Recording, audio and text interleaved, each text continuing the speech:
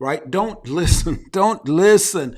Brothers, don't marry a girl because she's just attractive. Don't marry a girl because she can have good sex with you. Don't marry a girl because of how she looks or whatever. No, you want to marry a woman, the woman who will bring the best out of you. The woman who, when you acting crazy, because we men act crazy, when you are indifferent and so forth, rather than her play off your negative vibes, she is then saying, okay, let me find a way. I know there's a king in him. I know there's a great guy in him. He's got problem. He was dropped as a child, meaning, he was broken, whatever.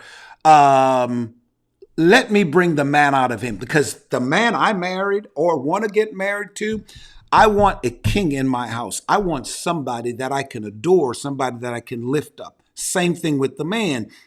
Don't marry the girl just because of what she brings in the bedroom or what, and because sex is not everything, right? And a lot of women will tell you sex also helps build a more connection to the man. I mean, yeah, but it's the greatest thing for a woman is how she's treated, respected. It's how she's dealt with. It's how you make love to her mind first. That's it. Then her body is just automatic.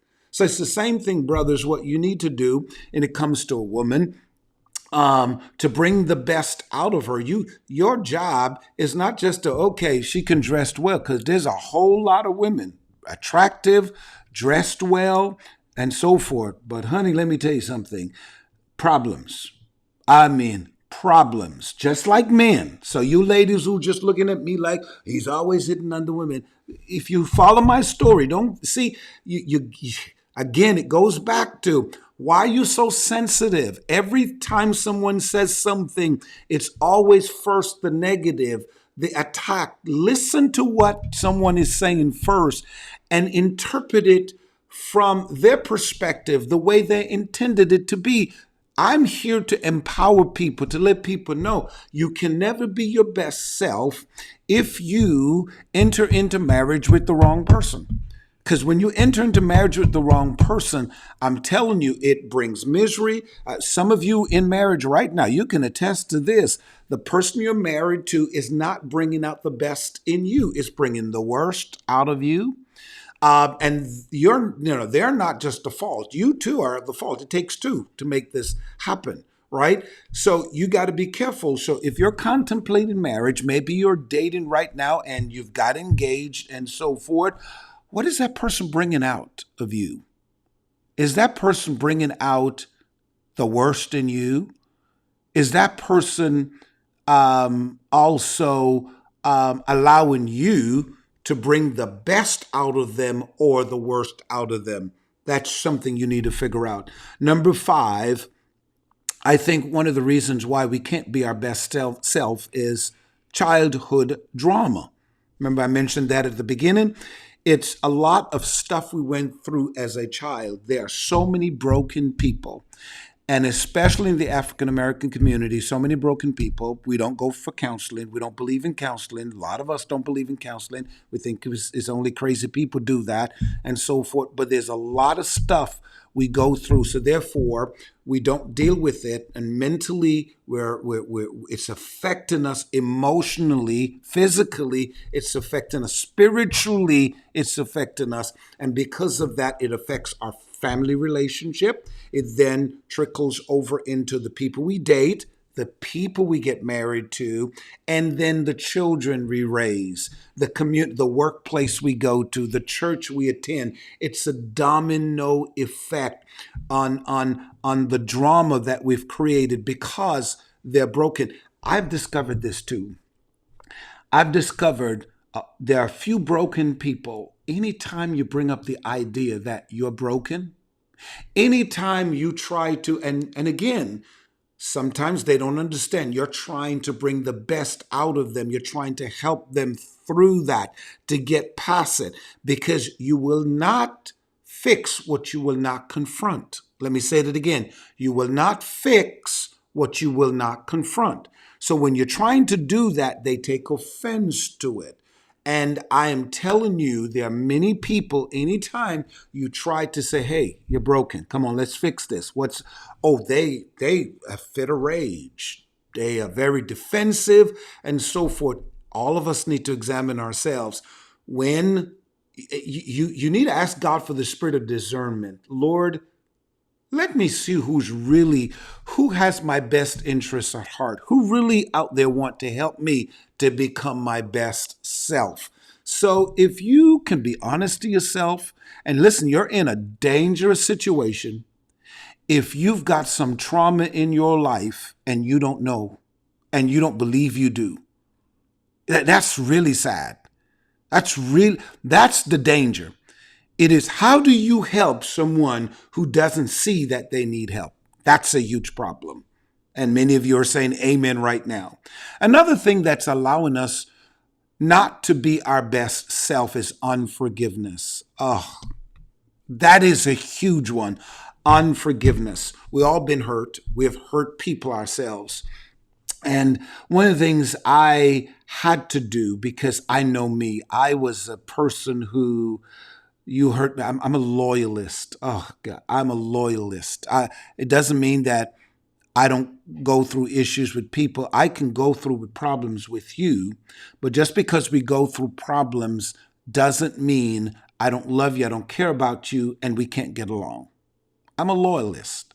I do know when it's hopeless to deal with some people. Some people, I don't care what you do, you cannot deal with them. They're not rational at all. They're not reasonable, right? They're a problem.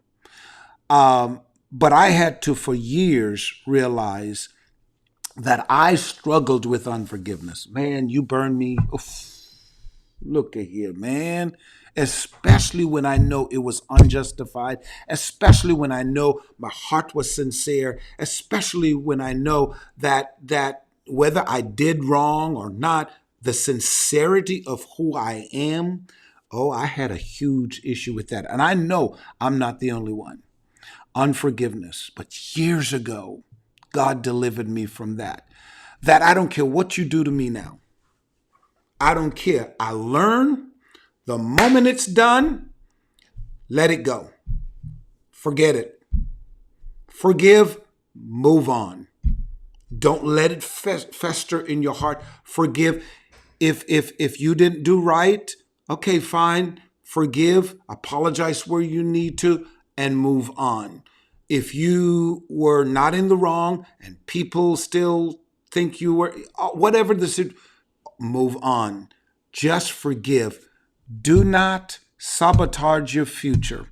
Do not hold people hostage in your life, in your heart, because you're angry at them. Let them go. Forgiveness is the best gift you can give yourself. It's not even for the other person. It is for you, so that you don't get weighed down with all of this craziness.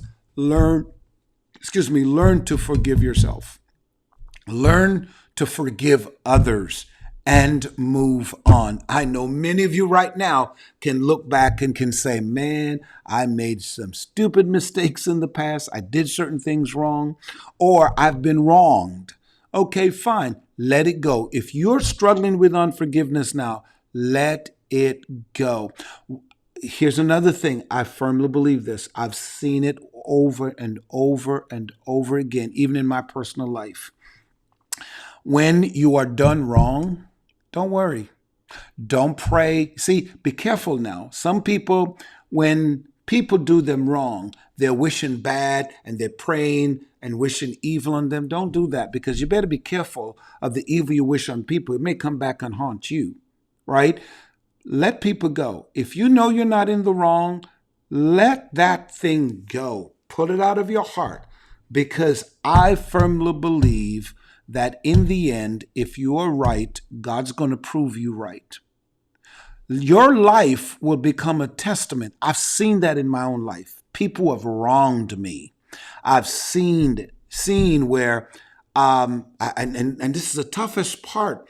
Sometimes you could defend yourself, and I learned this, shut your mouth. Sometimes silence is the best response you can give.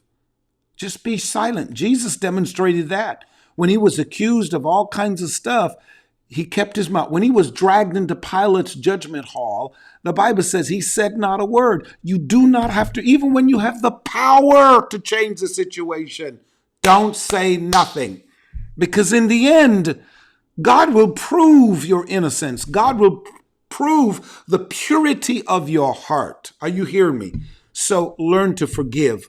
And finally, number 7. I think this is also a big one. It is the urge to live life excessively to gain personal satisfaction and impress people. It is the urge to live life excessively to gain personal satisfaction and impress people. Be careful. You won't become your best self if all you're doing is trying to live extravagantly, trying to live above your means. And maybe why I'm so passionate about this is because I screwed up. I really screwed up my life years ago. If I could go back and redeem the years I screwed up, man, oh God, man, how I did certain things, because especially when you didn't have it from the beginning, you didn't grow up with a lot, and now God has blessed you, you can now have plenty. If you're not careful, you mess your life up, man. Because it's personal satisfaction is what I want. I want this outfit. I want this. I got to change. I got to do that. They got to do. And a lot of people, and here's where people take offense. Anytime you try to help them be financially disciplined and so forth, they get offense. I'm going to buy what I want to buy. And it's good to put on something and feel like, good. And be careful whenever it is the clothes or the outfit that boosts your self-esteem. I could boost my self-esteem naked. I don't need clothes on me to make me feel like I'm important, I'm a man, I'm successful and so forth, right? So be careful of this self-satisfaction, trying to impress yourself. And then here's the bigger danger, trying to impress people. Because you can't be your best self when it's all about what you can gain. Sometimes you have to make sacrifices in the now in order to be greater in the future. Let me say it again. Sometimes you have to make sacrifices in the now to become greater in the future, right? And sometimes, let people talk. Let people, you don't need to impress people. Live your best life now the way you want to live it so that you become greater in the future. I hope I've helped you today. I've said a lot. I got to go. Please share this information with as many people as you can. And by the way, listen to it over and over. There's some good nuggets in this, man. Tell me how you feel. Tell me what you disagree with or what you agree with. What I said that helped you today. I really, truly want to hear from you. And I want my community to help me get the word out about this podcast. Again, thank you. I'll see you next time.